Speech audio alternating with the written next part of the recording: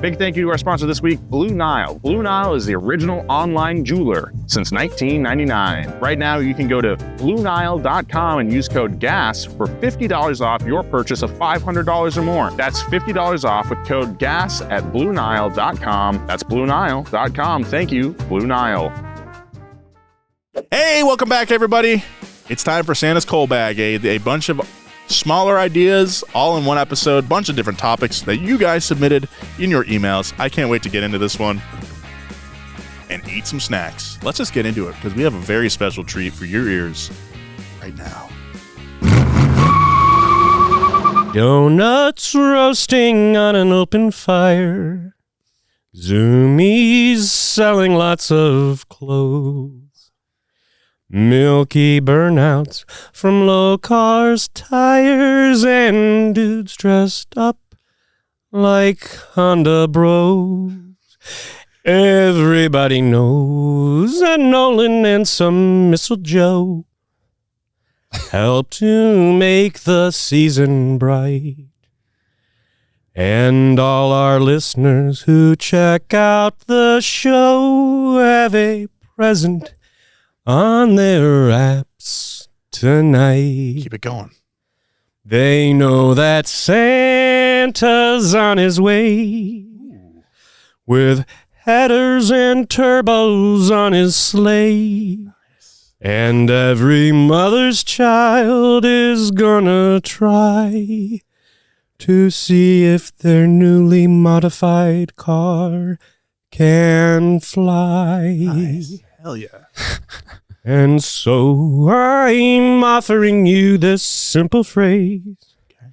From Gearheads 1 to 92.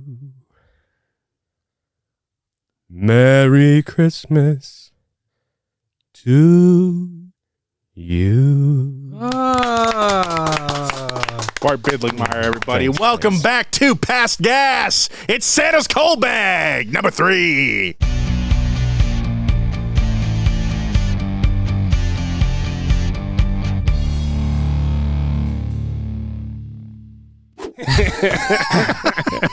Wow. That was something, Bart. Yeah. Wow. Thank you. Well, I like how scary you turned it right there at the end. Nolan. Yeah. Thank you. That was good. Put some, You went from Christmas to Krampus in 2 seconds. that's Yeah. what the season's all about. Yeah. Duality. Yeah, it's true. Krampus exists too. And he's pissed. But that's part of it. All right, dude, calm down. That's part of it, dude. You want Santa, you're gonna get Krampus. Well, he's really mad about the children that didn't act very good that year. Well, so am I. Oh my God. Welcome back to Past Gas, everybody. It's Santa's Coal Bag. My name is Nolan Sykes. Across from me, who you just heard just now, Bart Bidlingmeyer, wearing a Canada national team. Not technically a Christmas attire, but it works. When do you think they play, Nolan? I don't know. That's a good point. You think That's a good point. during the 4th of July? Yeah. No, because they're in Canada. That's a good point. And also, as always, Joe Weber. Ho, ho, ho, jingle balls. This is our episode. If this is your first time listening to Santa's Coal Bag, this is our episode where we kind of take, throughout the year we get suggestions on episodes. Like, hey, could you do a thing about why does a Volkswagen smell like crayons? And we're like, well, that's an interesting topic. Well, maybe not that. That's not a great example, but hey, it's because of the crayons you left in your Volkswagen. Yeah. it's a topic, I guess. Toddlers drive But Volkswagens. it won't fill out a full episode. We can't talk about crayons for an hour. But Speak for yourself. Where should I start? yeah, Crayola? so rose art. See? You're proving my point. Oh, that's two of them. You sound like a poor right now. Talking about rose art. Oh, everyone can afford the Crayolas. I had a fair amount of boxes of rose art when I was a kid, Joe. So Wow, must have been nice.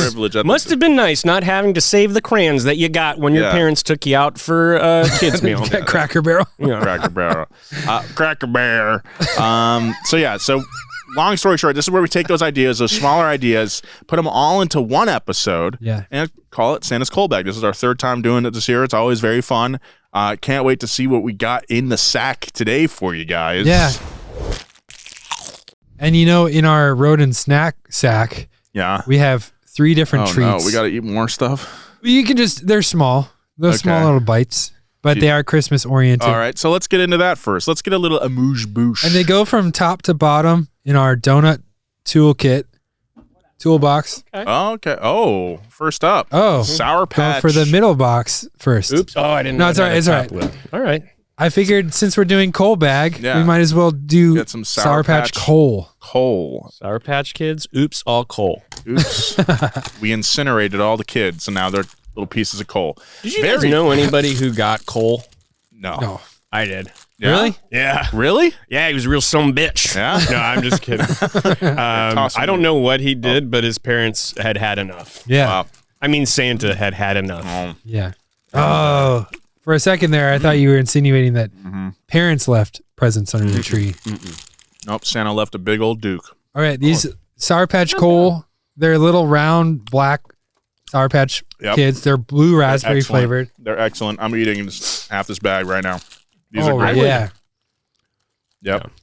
It's Sour Patch Kids. Yeah. Just with a Even probably more toxic. there is a food coloring. trend. There's a trend with black like charcoal flavored stuff, at least in LA, that I don't really vibe with. I'm so glad that these are not that. Yeah. I wouldn't have minded if they were licorice, though. That would have been gross. I That know. is the culinary equivalent of coal Yeah. for me. Yeah. I know a lot of people don't like it, but I like black licorice. And All right, I would Nolan, quick. What's your rating? Road chip snack, 9 out of 10. Wow. Excellent. 9 for me too. I love Although- Sour Patch Kids. Not very many in this box. No, They we did need you- twice as many. They did us dirty with the little bag inside the box that actually has like a quarter of what you want. I hate it. It's like a movie theater. This is too much. That's too much for you? Oh. It's too much. Yeah. What are you rating with it? sour Two. gummy things? I Two? will eat 2. I'm Dude. not. I don't. That's bringing the average down so much. Sorry, boys. with No, these, with anything. we got to do sour- them per story. With anything, You're I doing just- all the snacks at once. No, we're gonna be I'm- snacked out. Are we? that's a We're good gonna. point. That's a good point. We'll do it Oh, one per okay. story. Put it back. Yeah. I didn't see it yet. The thing with sour candies like this sour gummy stuff. Now we're kicking cups. Now we're kicking shit.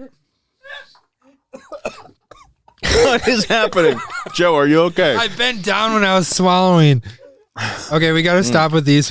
I don't like them. I could eat an entire box of those. I'll feel sick, but I'll feel so satisfied.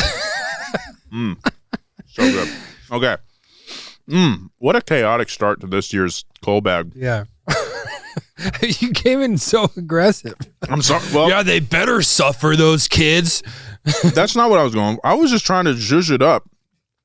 Welcome the people back. Anyway, let's get into it. Our first story comes from Jason, who wrote, I've always thought this might be a good/cool topic to cover. Why America has left-hand drive cars and our roads are opposite of the rest of the world. Love the donut team and looking forward to the future content to come. Keep wrenching, boys. Thank you, Jason. But a correction. Most countries actually do have left-hand drive cars and drive on the right side of the road just like us, but your email did get us wondering, why is that? Here we go. Why do most countries drive on the right and why do some drive on the left?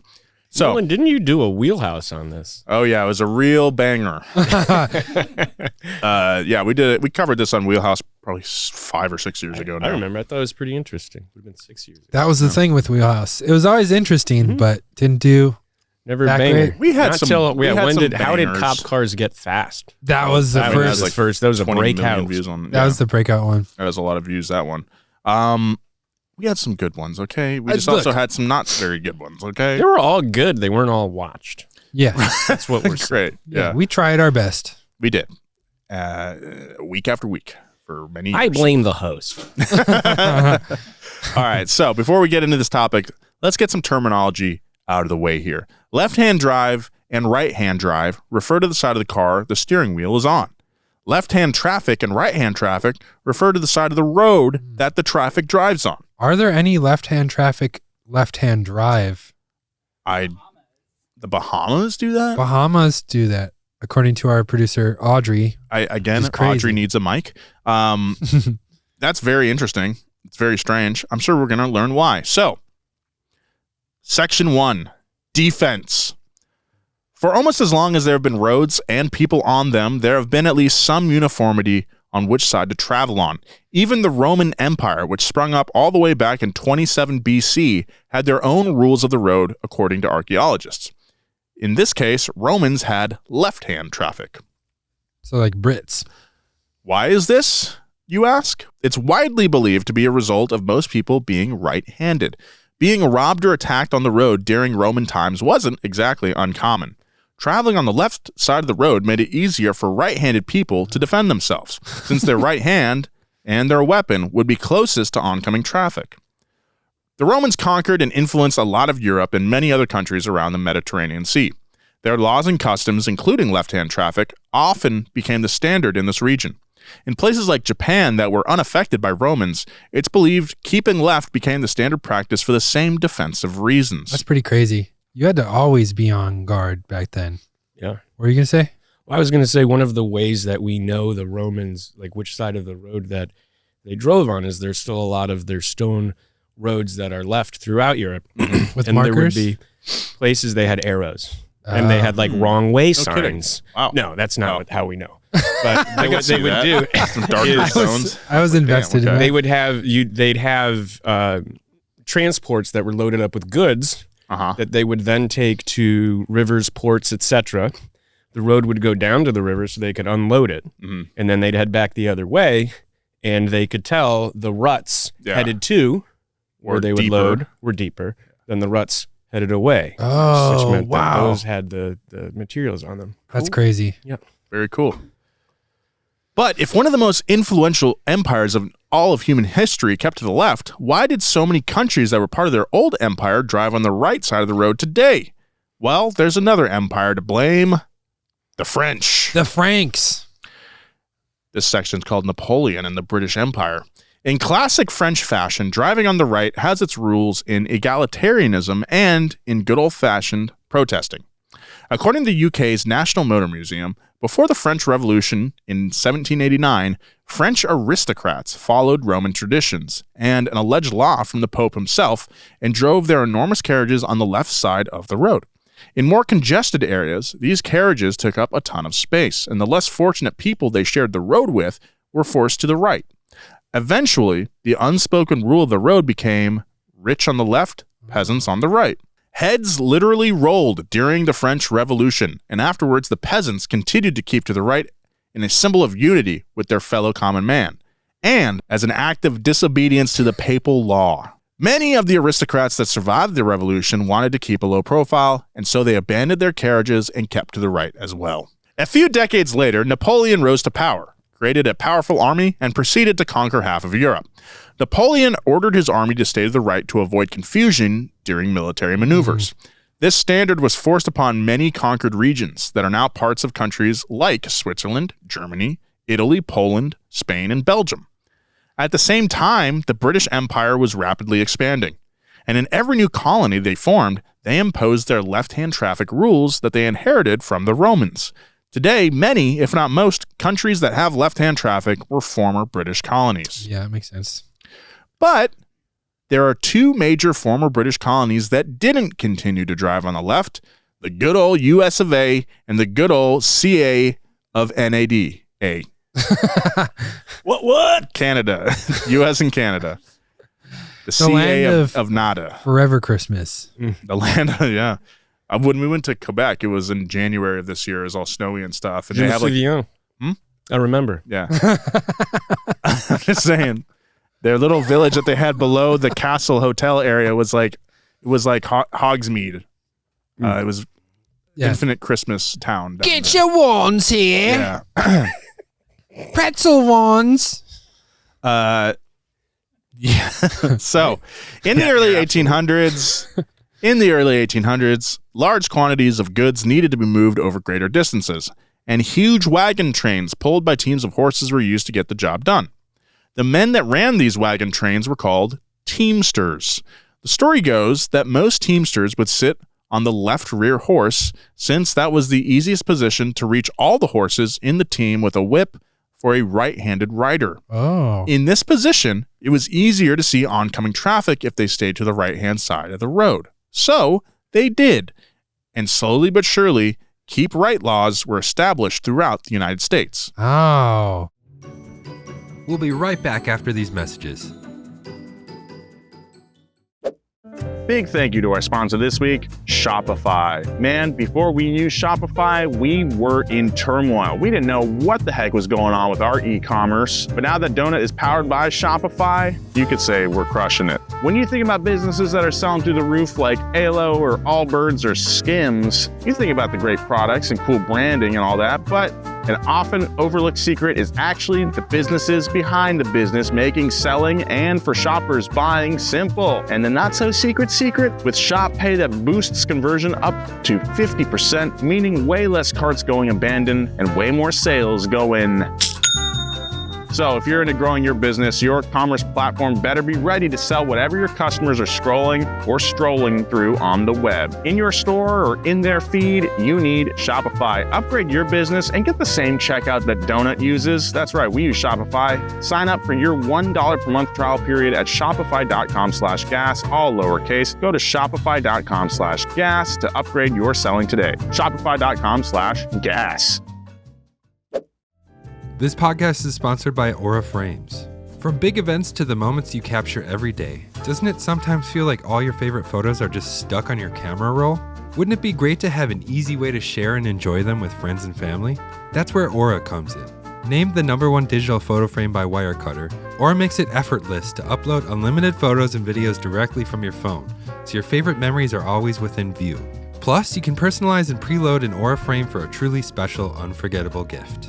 I love the Aura frames they sent me. I actually gifted them to my parents, and my parents are not tech savvy, but that's the beauty of Aura frames. I can upload all the photos from an app to their frame in a different state. They don't have to do anything. They can just get baby pics all day, every day, and they love it. They don't have to upload anything. They love it. I love it. We're all good. Save on the perfect gift by visiting auraframes.com to get $35 off Aura's best-selling Carver matte frames by using promo code PASSGAS at checkout. That's auraframes.com, promo code PASSGAS. This deal is exclusive to listeners, so get yours now in time for the holidays. Terms and conditions apply. Now back to the show. Canada continued to drive on the left until the early 1900s, but all that changed with the rapid adoption of the car. Most of their cars were left-hand drive models from the US, which are better suited for right-hand traffic, and border crossings with their one and only neighbor began to get confusing. So, out of convenience, Canada made the switch to right-hand traffic. Sorry. And so just a bunch of people Crossing the sorry, trying to cross the border. Sorry. Hey, stay to left, eh? you hoser. The only time I ever drove on the left side in a right-hand drive car was in Ireland. And it was like you start to drift towards the shoulder when you're first learning, and it's scary because you're like, oh, I'm in a rental. Even though they're tiny cars, the roads are super tiny as well. And I did most of the driving, and then my girlfriend at the time was like, can I try? And we hop in the car. There's no cars around. And we're just driving down this country road very slow. And she starts to just drive into the bramble and the ditch. And I must have screamed. I can't remember. But she like slammed on the brakes and like smashed. It was just like this whole thing. I like smashed my head, and she was like, that was the like scary. Your fault. That was your fault, Joe. That was the only time I've ever heard you screech like that. And she's like, you can just drive. It's fine. Yeah. As went Canada, so did the rest of the world. Influxes of affordable left-hand drive American autos in the early days of the car prompted a switch from left to right-hand traffic in several places. And in many others, keep left laws were changed to keep right laws to bring countries in line with their neighbors to make travel easier. Some went more smoothly, though, than others. What do you mean, Nolan? Well, give us an example, Nolan, of one that didn't go as well. Give me some of that coal and continue on. God, this is good stuff, dude. This is how it works now. We're on a barter system with Pass Gas. Nolan will only keep reading if I keep feeding him treats. Yeah, that's right. Get these out of here. Get these away from me. Oh, they're so good. They're so good. I don't think they're that good. I like them. Are you a sourhead? I'll eat Sour Patch Kids. It's just that's very one note. A whole package, no surprises. That's true. But it's blue strawberry, blue raspberry though. I want some variety. I understand that. Or a Warhead, a Sour Patch, or one of the sour, or the spicy ones. I used to get migraines, and the spicy ones actually made my headaches go away. Yeah, really? Yeah, there's chemical released because of the intensity of the heat. Yeah, capsaicin. The capsaicin, yeah, it releases a chemical that helps with pain relief and the reduction of inflammation. Wow, I didn't know that. Nice. But then the sugar makes you inflamed. Mm-hmm. Look at my face. Look at my fat face. It's not fat, Bart. No. You look great. Still keeping up at the gym? Not fat. They're nice. All right. So that was foreboding. I had my little snack break. We're talking about an example of when it didn't go as smoothly. Yeah. In the early hours of the morning of September 3rd, 1967, chaos reigned in Sweden as the country switched from left-hand traffic to right-hand traffic in a matter of few hours. No one can explain this phenomenon to today. Just 12 years earlier. It just happened naturally. It started with a few countrymen driving on the wrong side. Just 12 years earlier, Swedes overwhelmingly rejected a referendum to change sides of the roads, with 83% voting to stay on the left. So, how did they get here? After the referendum failed, Swedish lawmakers still thought that switching sides might be more beneficial to the country, especially considering all of its neighbors drove on the right and that over 90% of Sweden's cars were left-hand drive imports. Swedish drivers were so used to left-hand drive cars, even domestic automakers like Volvo made their cars in left-hand drive. Wow. So the prevalent car was left-hand drive, left-hand traffic. Mm-hmm. That's crazy. That is really weird. In 1960, the Swedish government established a commission to investigate the costs, feasibility, and benefits to changing sides of the roads. The commission determined that a switch would actually be more beneficial to the country, and in 1963, the Swedish government passed a bill to make it happen within 4 years. The level of planning and detail that had to go to the project was insane. Bus stops and signposts had to be switched, but the signs on the left had to remain up until the last minute. They should just get like the Roadrunner in there to take them all down. Or just like he would spin it and then it would like show the wrong way. He'd run one direction, all the signs would spin, and they wouldn't have to take care of it. He's really expensive though. He has like a huge rider. Yeah. He only wants blue raspberry Sour Patch Kids. Only Cole Sour Patch Kids. He demands it. It's really hard to get him to, he's very selective. Yeah. So intersections and areas where traffic merged had to be redesigned, and every single Swede had to know what was going to happen and how to handle it. Little reminders were everywhere. Stores sold special driving gloves, red for left, green for the right. Dashboard placards with a big H for Höger, which is Swedish for right, were handed out. And the same H logo was put on everything from milk cartons to underwear. Cool. Whoa. Love to see this underwear. Wow. That's some big underwear. It has the date on it too. That's interesting underwear. Pretty cool logo though. Do you know that the H with the arrow? Do you know what speed is in Swedish? Höger. I don't know. Fart. Fart? Yeah. Fart. So all There was even a song contest held to find a jingle reminding everyone to drive on the right in the time leading out to the big day. The winner was titled Stay to the Right, Svensson by a band called the Telstars. Let's listen to the song. Haldig Holger Svensson. Are we going to get sued? By Hogart? No, by the Telstars. I think it's fine. I'm waiting for the hook. Okay. Holger Holger Svensson. Don't drive on the left or you'll go to jail. That's a great song. And then, finally, on September 3rd, 1967, Holger Trafiklagningen, or right-hand traffic diversion, known more simply as H-Day, arrived. Höger Trafikomlagningen. That's what I said. Holger Trafikomlagningen. Yeah, there is the extra ningingen. Yeah. From Did you get the extra ninging?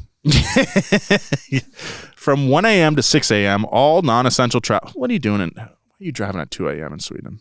What's there to drive to? I also love the idea that it's from 1 a.m. to 6 a.m. They're going to stop everything, do all this work to swap the signage, and then like you just wake up and you're like, what? How did you?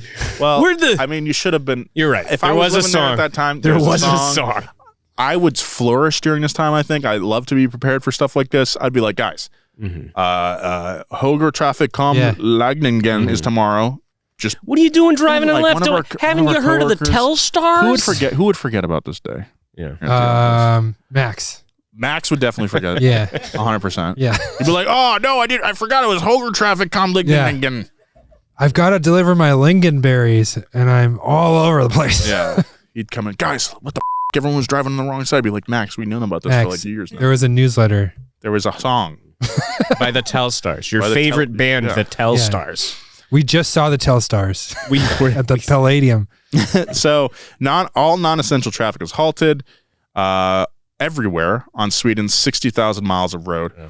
A workforce of over 200,000 police and volunteers, 75% of them being volunteers, worked tirelessly throughout the night to swap signage and remove barricades. Wow. At 4:50 a.m., all traffic was stopped for 10 minutes and made the change to the other side of the road. At 5 a.m., all essential traffic was allowed to resume on the right, and an hour later, the rest of the country hit the road. I also love the idea that it's like from 1 to 6, no one could drive, and there's some guy like, oh, God, it's 1:30? Yeah. And they're like, just wait until 4:50. We're going to let you drive it, you know. Major cities delayed opening to traffic until later in the day, and in Stockholm and Malmö's cases, a day later. By the end of the weekend, roads were fully open. And guys, it was a big old cluster. Just like December 25th, after you eat your big old ham and all that sugar, it got a little messy. Despite a few weeks of chaos, though, everything went smoothly. In fact, traffic fatalities... Because of all the shit that everyone's taking in the house. Everyone takes a big shit. Traffic fatalities actually went down in the following year, which is believed to be a result of everybody white-knuckling the steering wheel and being extra cautious. In the following years, a few other places made the same left-to-right switch, including Iceland, Nigeria, Burma, and the Japanese island of Okinawa. The last country to change sides of the road was Samoa. No, it's Samoa. Samoa is Ganges. It's Samoa. Whoa. Or Samoa, if you've never watched that season of 90 Day Fiancé, which is where I learned that from. Samoa actually made a very rare change from driving on the right to the left to make better use of the cars they imported from Australia and New Zealand, which actually makes a lot of sense. Yeah. Along with Namibia, they are the only two countries to have changed from right to left since the automobile age began. Today, 66% of countries drive on the right, 33% are left-hand traffic. So I guess that last 1% is a mix. It's interesting. The only countries in Europe that drive on the left are all islands, including the UK, Ireland, Malta, and Cyprus. All of continental Europe drives on the right side of the road. There's also, that's right. So all of continental Europe drives on the right side of the road, Jason. There you go. Who's Jason? The guy who suggested the story. I thought it was like an acronym. Stick with it. Just ask. Stay on. Nice. Nice. Nice.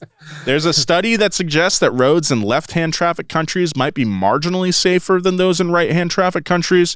The best guess as to why this might be is that most people are right-eye dominant, meaning that most drivers in left-hand traffic countries see oncoming traffic with their dominant eye first. That's interesting. And in the few places where right-hand traffic and left-hand traffic border crossing occurs, there are some really cool bridges and interchanges to get the job of switching sides done more effectively. It's like a double helix. Dude, double helix. That is a double helix. That's sick. For example, the service road in the Channel between France and the UK switches traffic sides in the middle. But you don't know because you're underwater. You don't know because you're you're under the ground. So there you go, Jason. I hope that answers your question. Very insightful.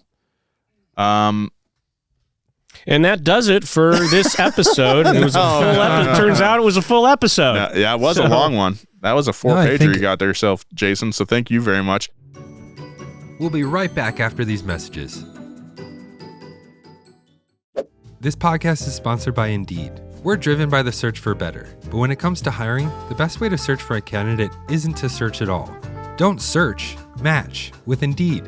If you need to hire, you need Indeed. Indeed is your matching and hiring platform with over 350 million global monthly visitors, according to Indeed data, and a matching engine that helps you find quality candidates fast. Ditch the busy work. Use Indeed for scheduling, screening, and messaging so you can connect with candidates faster. And Indeed doesn't just help you hire faster. 93% of employers agree Indeed delivers the highest quality matches compared to other job sites, according to a recent Indeed survey. As someone who hires people all the time for Donut, one of the things I love about Indeed is that everything is in one place. It's super easy to compare quality candidates and hire people really quickly. So, join more than 3.5 million businesses worldwide that use Indeed to hire great talent fast. And listeners of the show will get a $75 sponsored job credit to get your jobs more visibility at Indeed.com/passgas. Just go to Indeed.com/passgas right now and support our show by saying you heard about Indeed on this podcast. Indeed.com/passgas. Terms and conditions apply. Need to hire? You need Indeed. Big thank you to our sponsor this week. It's Lexus Racing. Since 2017, Lexus Racing has been built on a foundation of precision, innovation, and unwavering commitment to excellence. Last year, all those elements came together, and Lexus, with their team partners at Vassar Sullivan, won the 2023 IMSA GTD Pro Class Championship with the Lexus RCF GT3. It may have been the first GT Racing Championship for Lexus, but it won't be the last. You can follow Lexus Racing every weekend. You can't miss the Dayglow yellow and black Lexus RCF GT3 race cars. They look amazing. And you'll definitely hear the Lexus V8s roaring under the hood. Guys, this is so awesome that we're sponsored by Lexus Racing. Visit lexus.com/motorsports to learn more about Lexus Racing and get all the details on upcoming races for this coming season. Thank you so much, Lexus Racing. Let's go. Now back to the show. I think I hear Santa coming down With the treat? the garage chimney. Yeah, let's get our next car and snack. It's empty. Go to the top. Go to the top. Ooh. Oh, yeah. Now we're talking. All right. Yeah, what is that? King size 2 Reese's trees. Oh, cute. So they're just normal trees. You know, in Hershey, Pennsylvania, Milton Hershey had a friend who was a farmer. And he's like, I got this great idea for a candy. Can I use some of your chocolate? And he's like, what are you going to do with it? He's like, I'm going to put peanut in it. And he's like, that's stupid. That sounds disgusting. But I'll give you some money to start it up. And then years later, after his friend, the farmer, Reese had gone public. Nice. He wound up, Hershey's bought him. Nice. Wow. So those are some Hershey trees there. Hershey trees? Oh, dude, I love Hershey. Do these look like trees? or something else we've been talking about today? It looks like something else. Okay.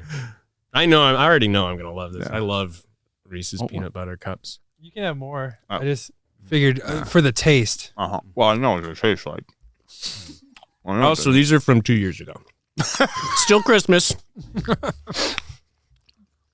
I mean, it's Reese's. Yeah. It's good. This is a peanut butter cup. Mm-hmm. Everyone knows what that tastes like. Edgar and Audrey share that one. I really, the taste of Reese's peanut butter is unique, and it's really delicious. Yeah, it's very sugary. It's so sugary. I only need one little Reese's cup. Yep. Then I'm good for like a month. I think if we're talking like road trip, this would be your heading drivable distance to Grandma's house, right? A couple hours. Pop one of these at the start. So you open it for your baby, and then you have a little bit of it, right? You're giving this to your baby?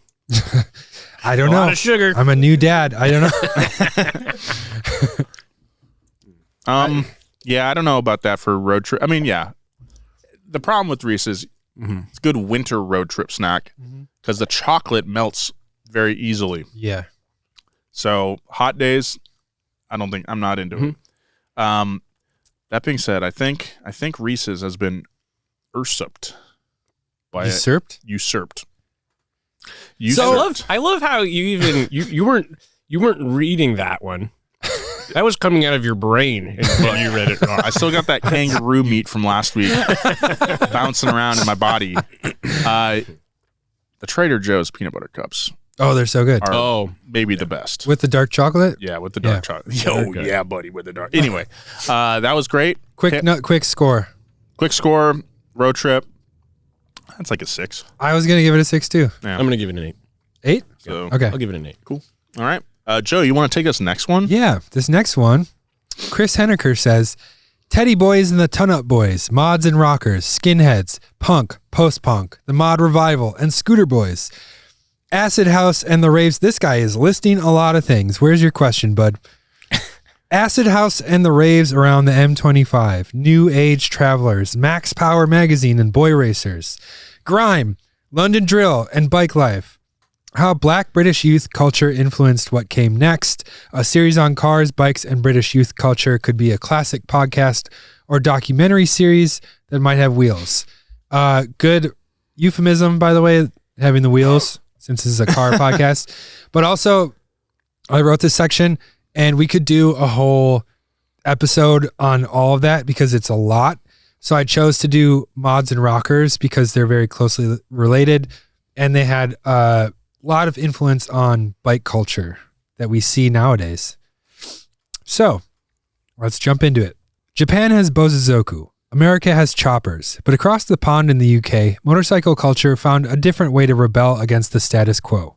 Young intellectuals outfitted in tailored Italian suits who listened to American jazz and discussed French films. They drove mopeds decked out with dozens of lights and side view mirrors. Roving the street like a muster of peacocks, these mopeds were a relatively inexpensive way to show your true colors, and they were all part of a bigger subculture called the mods. Mods. Do you want to do this quote? It's in a, East London accent. East London. I can only do West London. I can do South London. That's just like the Cockney wide boy. I want this cut if it's horrible. No. And you only get one shot too. Oh boy. I don't want to be the same as everybody else. That's why I'm a mod, see? I mean, you got to be somebody, ain't you? You might as well jump in the sea and drown. That's Jimmy from Quadrophenia. Mods, short for modernist culture, was born in post-war London. Kids from London's East End started getting really into jazz, fine Italian suits, and foreign films. They met at cafes to discuss, argue, and trade records.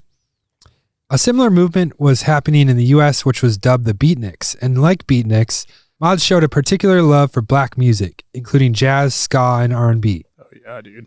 Yeah. Pick it up, pick it up, pick it up. Ska Dad. Yeah.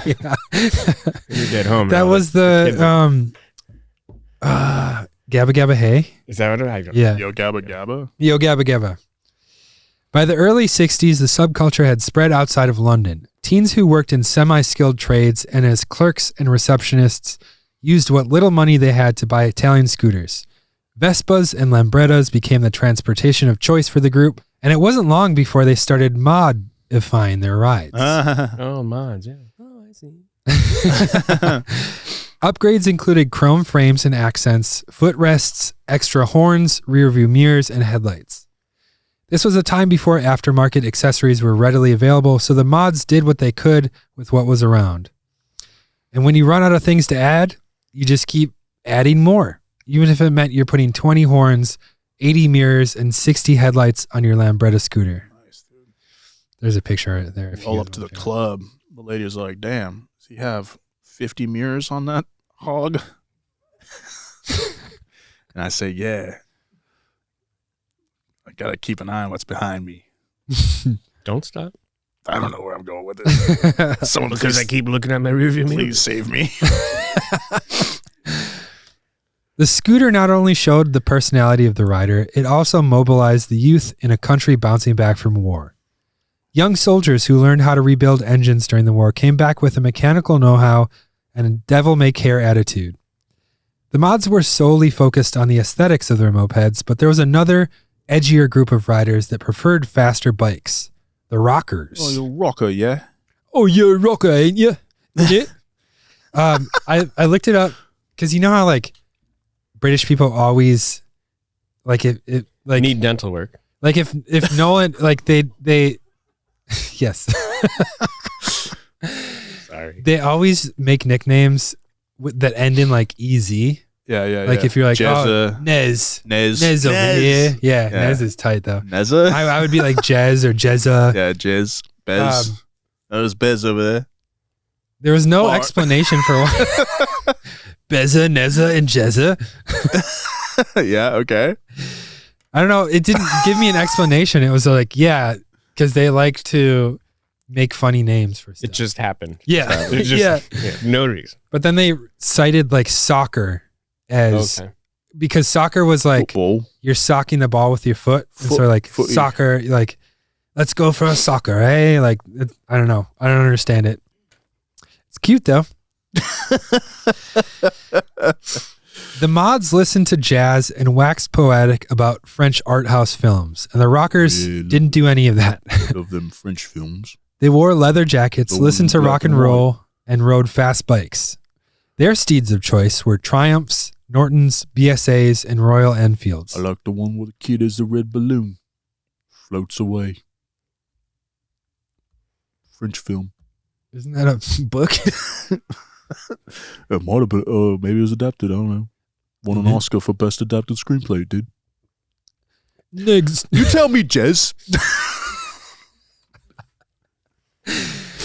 Rockers would hang out at cafes as well, but instead of jazz, they would discuss their bikes.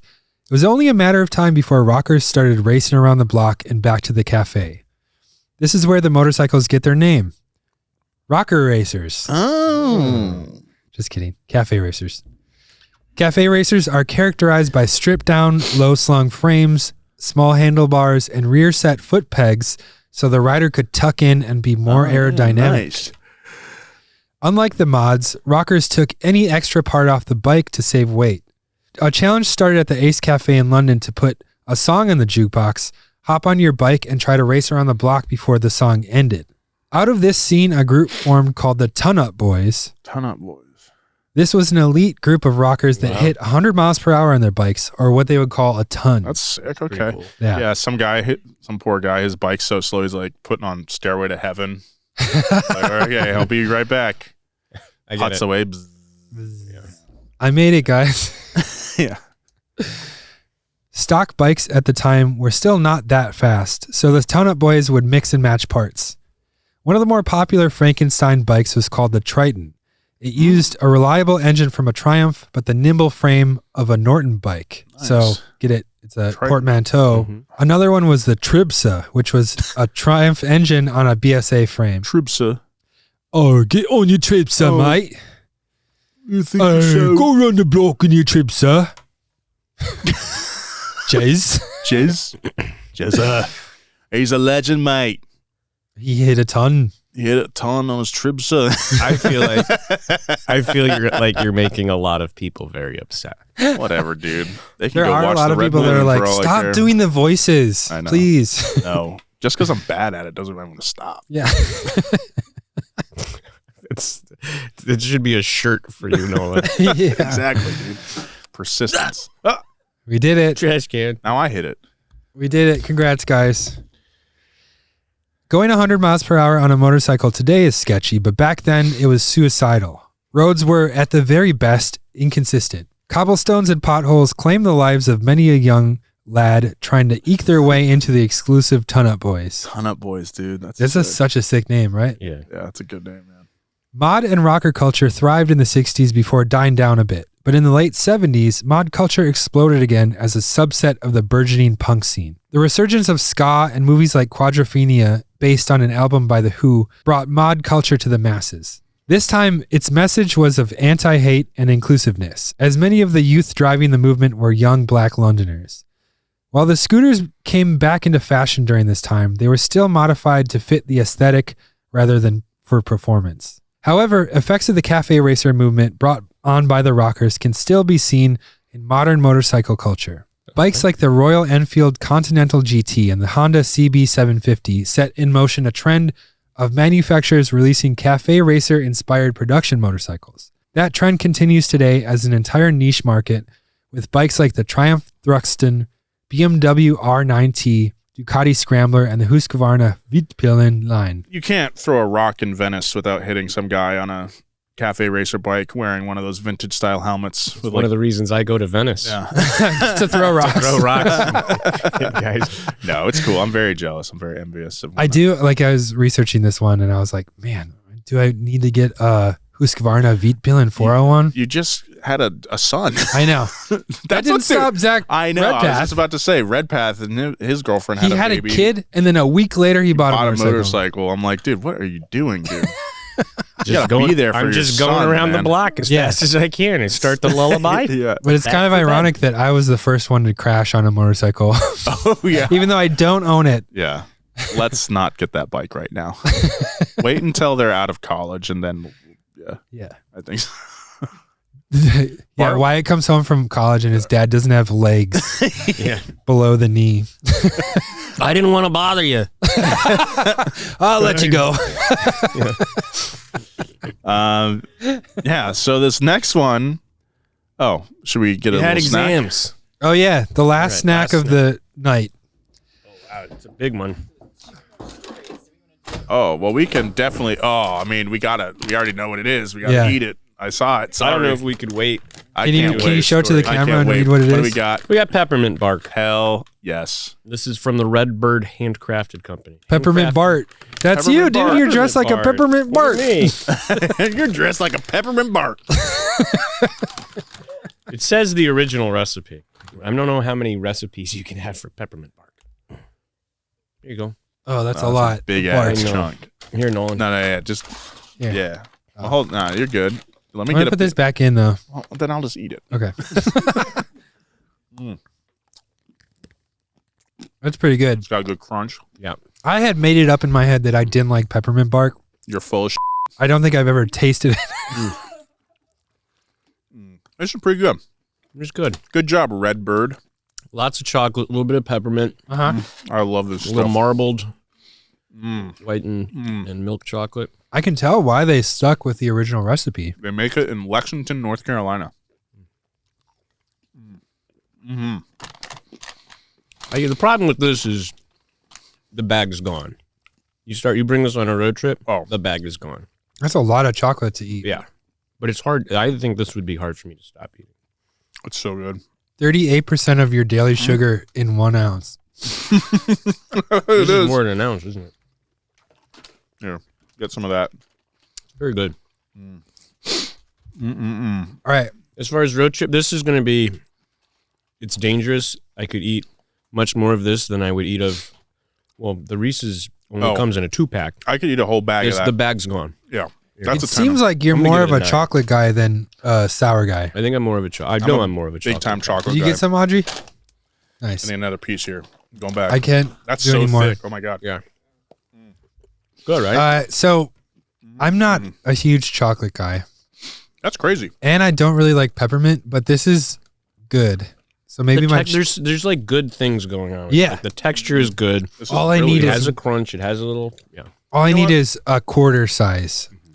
There are other peppermint barks I've had where like the top white layer is like kind of like a little too hard Yes. and glossy. It's almost like real peppermint, This like is- candy cane This material. is actually like really good. Yeah. Yeah. Because it's almost like white chocolate that tastes like peppermint instead of like crushed candy Yes. cane. Yes, I think that's key. and there is just enough of the crushed peppermint candy. But it's not. It's the peppermint candy. It's not a candy cane. Right. Yeah, that's so good. I give it, I only want a tiny bit, so I give it a 6.5. I can feel myself getting sick now. That's a 10 out of 10 for me, dude. I'm gonna give it a 9. Wow. That's so That good. might be the highest rated. All right, get this away from me. Peppermint. Whoa, bark. that was a good slide, No, I was dude. pretty stoked on that. All right. Let's jump into these last stories. I'll be filling out this sweater by the end of the episode, dude. All right. Whoo! That's good stuff. Okay. This next one comes from Damien in Orange, Australia. So we read part of his email to us in the Buell episode a few weeks back, but Damien also had some great ideas for us in his email. The one we liked most was about amphibious cars. So here we go, Damien. This is for you, buddy. Turning a land-going vehicle into a boat isn't exactly a recent idea. For almost as long as there have been things on wheels, humans have found ways to make them float. So we're not going to go back to the dawn of time with this one like we did in our Hells Angels episode, but you might be surprised to learn that the first self-powered wheeled vehicle in the United States was also an amphibious one. Yeah, that's right, Joe. Piqued your interest, I did. In the early 1800s, renowned inventor Oliver Evans was tasked by the city of Philadelphia to create a dredge that could clear the city's waterfront. Evans was fascinated. Evans was fascinated by emerging steam engine technology and set out to power a floating barge with one. But Evans wanted to be able to operate a vehicle on land too, and decided this barge should also have wheels. This is really fun. I like learning all this different stuff. Yeah, it's really cool. There we go. For anyone who's listening for the first time, there's a trash can underneath our desk that we kick every single time we record. And Bart just and instead of moving it, we just keep it under there. It's moved. It's moved. It's moved now. So, Evans completed work on this project in 1805. The result was the Eructor Amphibious, or amphibious digger, and it worked exactly as advertised. It could be driven to the waterfront with the steam engine powering a belt system connected to the wheels. But once it reached the water, it could be driven straight in and operated as a boat with the steam engine now powering a paddle.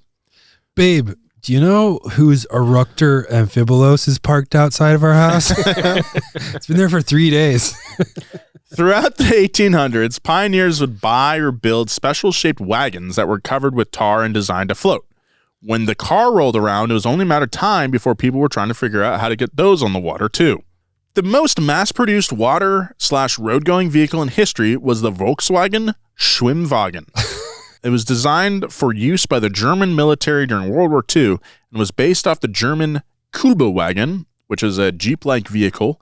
On the road, the engine powered the wheels, and in the water, it powered a propeller, which is lowered from the rear of the car. Over 15,000 of these Schwimmwagens were made. The earliest carboat car made for the general public that was mass-marketed was the Amphicar. It debuted at the 1961 New York Auto Show. Almost 4,000 were produced between 1961 and 1968. It was powered by a 1.1-liter engine and was the most successful amphibious car in U.S. history. It's a straight 4 from a Triumph. Nice. It worked in a similar way to the Schwimmwagen, with the engine powering the wheels and propeller. President Lyndon Johnson owned one and allegedly enjoyed scaring onlookers by shouting, "The brakes failed!" while he was driving towards the water. Dude, there's Classic Johnson. there's a really funny phone call that was recorded. Yeah. Have you heard it? Yeah. Of Lyndon Johnson asking his tailor to let out the crotch in his pants. Famously had a I think large it was, member. no, it was like, hey, it was like he was calling the owner of a pants like Hager or something. Yeah.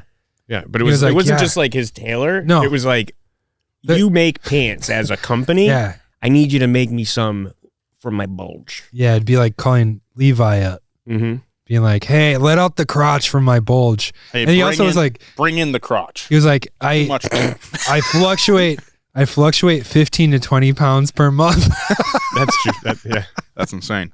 Yeah, it was Hagar. Is Oh. it Hagar? How do you say Hagar that? the Horrible. Hagar the I love that pants. Viking guy. Didn't know he made pants. So several other attempts at amphibious cars have been made, but they have all met the same fate. There's unfortunately too little demand to practically produce one. That Unless being you're said- trying to drive from Alcatraz to Oh, San yeah. Francisco, which we tried to do for a main channel video. Mhm. Didn't work out.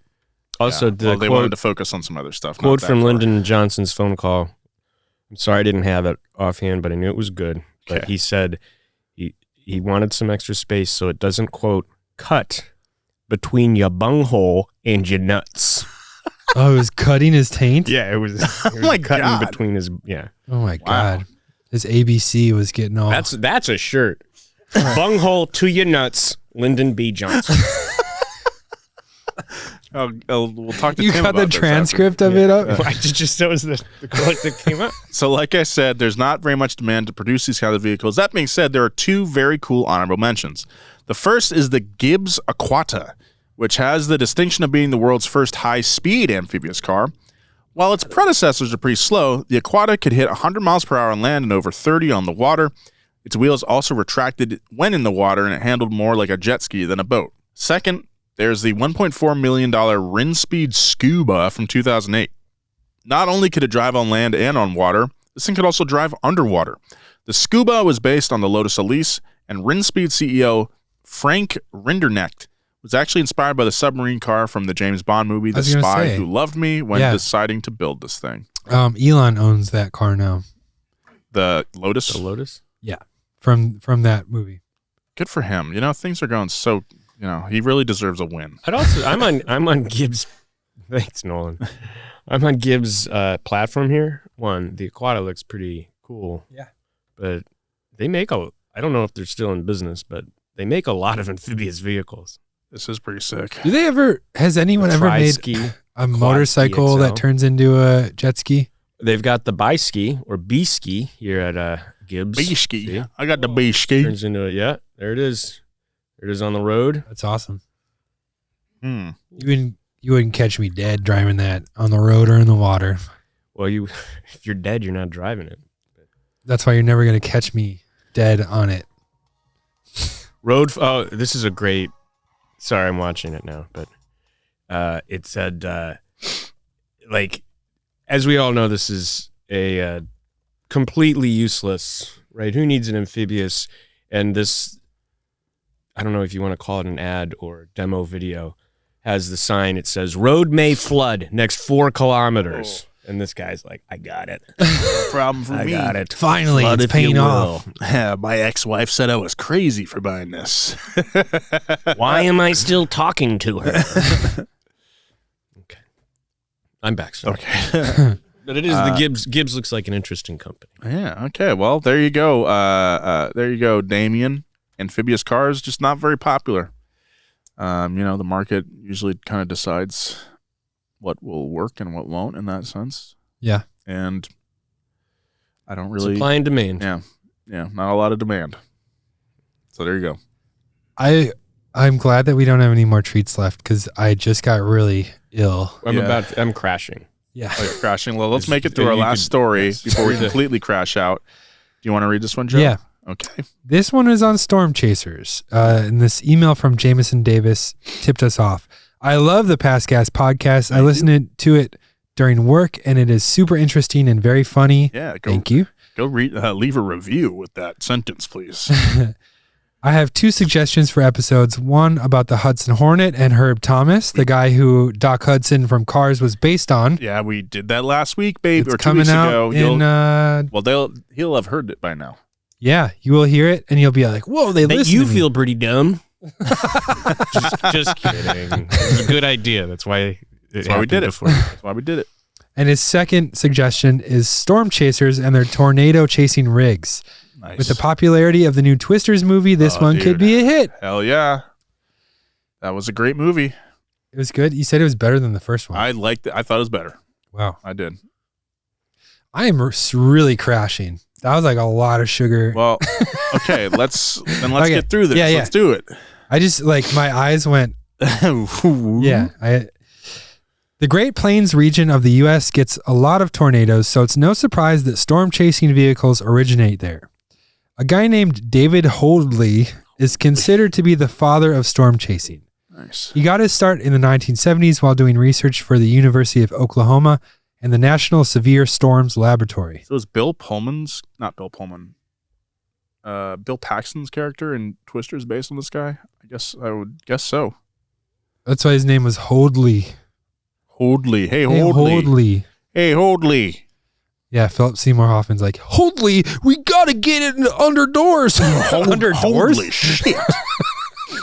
Gotta get under doors. My brain is like 2% right now. Storm chasing was treacherous, and getting away from the storm was just as important as getting near it as safely as possible. Needless to say, it didn't take long for Holdley and other early storm chasers to realize they needed to make some modifications to their vehicles. Storm chasing vehicles probably aren't as high-tech as you might think, but rather need to be able to carry large, high-tech equipment like LiDAR and the exoskeleton-like frames to mount them on. Most of the equipment is fairly pedestrian, and the vast majority of vehicles used are pickup trucks, vans, and SUVs to carry gear and occasionally drive off-road. Some other basic modifications storm chasers do to their vehicles include a, quote, hail cage to prevent damage to the roof, clear vinyl window covers or polycarbonate windows to resist or prevent shattering, steel bumpers to push obstacles out of their way like trees and such, and basic off-roading mods like larger tires and a winch. Extra weight is actually preferred in storm chasing as it makes the vehicle more stable in high winds. Raising the suspension is often avoided for the same reason. Yeah, sometimes you'll see like storm chasers with like fairings that go almost all the way to the ground, probably to like prevent the opposite of a Venturi effect. I don't know. Just lift, I guess. However, that's not to say some crazy storm chasing vehicles don't exist. And if you thought driving into an actual tornado in movies like Twisters was Hollywood extravagance, you better think again, you dick. Nolan. What? There's actually a series of tornado interceptor vehicles called Dominator, built by a storm chaser named Reed Timmer. Reed Timmer. They're more like tanks than they are trucks, even though they're built on top of SUVs and trucks like the GMC Yukon and Ford F-350, and they are actually made to be inside tornadoes. Most have some combination of steel and Kevlar armor and bulletproof windows. Wow. The Dominator 3 also serves as a mobile research lab, carrying a rocket launcher that fires tiny rockets equipped with sensors. That's real? I'm sure that's real. getting a lot of data. Yeah. I'm sorry, that was very cynical. Yeah. I'm sorry. Well, it says that it flies into the heart of a tornado, gathering valuable data on temperature, wind speed, and more. Okay. But in my head, I like to think that he designed the rockets to fly into the heart of the tornado And blow it up? kill it. Yeah. Well, that's what Right Trump in was the saying. heart. Trump was wanted to nuke hurricanes gosh, for a yeah. while. Well, this Reed Timmer guy is an actual meteorologist. Yeah. He knows what he's doing. If Yeah. you look, He has a his picture, PhD at the University of Oklahoma. he's the epitome of storm chase. Okay. So, there Pretty might be bad. something to this. It almost sounds like his name is Reed to meter, like what he does when he's chasing storms. Reed to meter. Okay. The barometer. Read the meter. Barometer. The Dominator 3 also has hydraulic spikes that dig into the ground just like What in the Twisters. Whoa. Okay. Yeah, Glenn Powell's like, time to put the spikes in. And a wind skirt that can be deployed to seal the vehicle to the ground. Damn, that's smart, man. Timmer says that they can withstand wind speeds of up to 200 miles per hour. Wow, the upper limit of an EF4. Nice. But the best part, guys, Let me have it. the best part, What's the you can best hop on YouTube. I'm and you hopping can on right find now. footage from these things inside of a tornado. Holy smokes. Inside? Damn. That's insane. This guy's awesome. Okay, I'm a big fan of this guy now. I thought this was all bullshit, but this is for real. Let's get to your This beef. is actually amazing. I thought this was kind of bullshit because I remember growing up watching Discovery Channel. There was I think a lot of every year there was a new storm chaser. There was even a show called Storm Chasers, wasn't there? And they were always today's the day we're gonna get into the tornado, and they never did it. And I was like, okay, these guys are just hucksters, whatever. Yeah. I mean, this Reed guy might have been one of those guys on that show. I mean, I've definitely seen these Dominator cars before. So I'd like to formally apologize to Reed Timmer for Well, getting that's this footage. every ghost hunter show. Yeah, I was just okay, they're not going to do it. It's clearly too dangerous. But well, this the is difference insane. is tornadoes exist. Yeah. So there is that. Yeah. No, Damn, I've never seen one. This is insane, dude. Wow. Wow. Great job, Reed. PhD, man. Reed Demeter. There you have it. That was a smattering of interesting stories where we all learned just a little bit more than we knew before, right? And had some great snacks along the way. That was Santa's Coal Bag. Thank you guys so much for listening. If you'd like to contribute to maybe a future Santa's Coal Bag, hit us up at passgas@donamedia.com with your ideas. Maybe we'll make a full episode out of one like we did with Jameson's, with Jameson. I mean, he sent in the story about the Hudson Hornet. We did an episode of that, but he also got a little story there in Santa's Coal Bag. Passgas@donamedia.com. Hit us up with your ideas. Maybe we'll use them. Maybe we'll save them for the Coal Bag next year. And if you want to send in a snack for our rodent snack segment, we love crazy stuff. We'll eat all of it. Yeah. We'll review it. send it to P.O. Box 84, Inglewood, California, 90306. Nice, dude. And again, it's the end of the year. I'd like to thank you guys so much for listening to another year of Past Gas. It's been a crazy year this year. A lot of change, a lot of stuff going on. But I think, it was a rough year, but we all learned a lot, I think. And I would just like to thank you guys again for sticking with us and continuing to support the show. We really love doing this, and episodes like this definitely should do more smaller story episodes. They're very fun, and it just keeps the fire going, man. So thank you guys so much for listening once again. Always appreciate your listenership. Follow Bart at BidsBardo. Follow Joe at Joe G. Weber. Follow me at Nolan J. Sykes if you would like on Instagram and Blue Sky.